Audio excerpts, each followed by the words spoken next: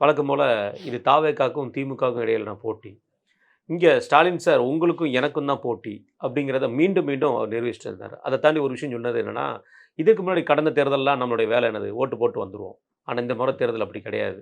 ஒவ்வொரு வீட்லயும் உங்க வீட்ல நீங்க போட்டி போடுறதா நீங்க தான் வேட்பாளர். அப்படின்னா உங்க அப்பா, அம்மா எல்லாரும் உங்களுக்கு ஓட்டு போடணும். தம்பி, தங்கச்சி எல்லாம் ஓட்டு போடணும். அப்படிங்கிற ஒரு பிரச்சாரம் மாரி பேசியிருக்காரு.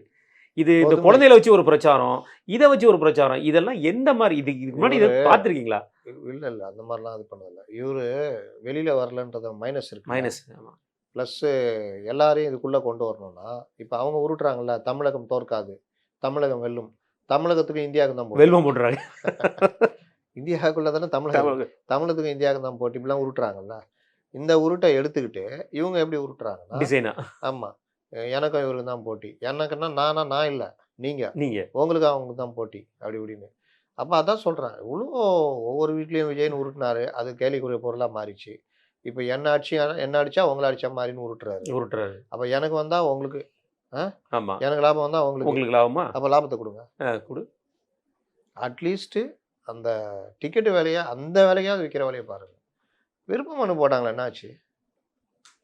எப்போ வரைக்கும் திருப்பி ரிட்டர்ன் வரலையா? மொத்தமே 300, 400 பேர் மொத்தம் குடுத்துக்குறாங்க போல திரும்ப வந்து. ஆனால் இவர்கள் உட்கார்ந்து அங்க எல்லா வேலையும் பண்ணிட்டு இருக்காங்க. இது எப்படி கரெக்ட்டா இருக்கும்? கரெக்ட்டா இருக்கும். கட்சியில பொறுப்புல இருக்கவன் தானே வேலை பார்ப்பான். இந்த விஷ்ணு ரெட்டின்றவர் எந்த பொறுப்புல இருக்காரு? மரிய வில்சன், அருண் ஒருத்தரு. இவங்கலாம் வந்து பெரும் ஏழைகள். அரிய வகை ஏழைகள். கண்டுபிடிக்க முடியாது. இவங்களுக்கெல்லாம் சீட்டு. நம்ம கட்சியில வந்து ஜாதி மதத்துக்குலாம் இடம் கிடையாதுன்னு சொல்லியிருக்காருண்ணே. ஜாதி மதத்துக்கு இடம் கிடையாது. ஆனா அந்த மதத்துக்கு மட்டும் எல்லாத்துக்கும் ஒண்ணு. கூட இருக்கிறவங்கலாம் பார்த்தீங்கன்னா, அதை சார்ந்தவர்களாவே இருப்பாங்க. இருப்பாங்க.